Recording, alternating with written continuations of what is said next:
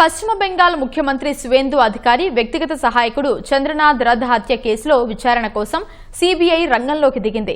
బెంగాల్ పోలీసుల నుంచి ఈ దర్యాప్తును తన ఆధీనంలోకి తీసుకుంటూ సీబీఐ ఎఫ్ఐఆర్ నమోదు చేసింది. ఢిల్లీకి చెందిన స్పెషల్ క్రైమ్ డీఐజీ నేతృత్వంలో 7 సభ్యులతో కూడిన ప్రత్యేక దర్యాప్తు బృందాన్ని సీబీఐ ఏర్పాటు చేసింది.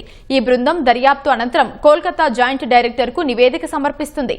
ఇప్పటికే సీబీఐ బృందం ఘటనా స్థలానికి చేరుకుని ప్రాథమిక విచారణను మొదలుపెట్టింది. నిబంధనల ప్రకారం బెంగాల్ పోలీసులు నమోదు చేసిన ఎఫ్ఐఆర్ నే సీబీఐ తిరిగి నమోదు చేసి తన స్వతంత్ర దర్యాప్తును కొనసాగిస్తోంది. ఈ హత్యకు సంబంధించి పశ్చిమ బెంగాల్ పోలీసులు అంతకుముందు ఉత్తరప్రదేశ్, బీహార్ రాష్ట్రాల్లో 3 నిందితులను అరెస్టు చేశారు. పశ్చిమ బెంగాల్ అసెంబ్లీ ఎన్నికల ఫలితాలు వెలువడిన 2 రోజుల తర్వాత మధ్యంగ్రామ్లోని దోహారియా వద్ద చంద్రనాథ్ రథ్పై దుండగులు కాల్పులు జరిపారు. తీవ్రంగా గాయపడిన ఆయనను ఆసుపత్రికి తరలించగా అప్పటికే మృతి చెందినట్లు వైద్యులు ధృవీకరించారు. ఈ హత్య వెనుక 8 మంది హస్తం ఉండవచ్చని పక్కా రెక్కి నిర్వహించిన తర్వాతే నిందితులు ఈ ఘాతుకానికి పాల్పడినట్లు ప్రాథమిక విచారణలో తేలింది.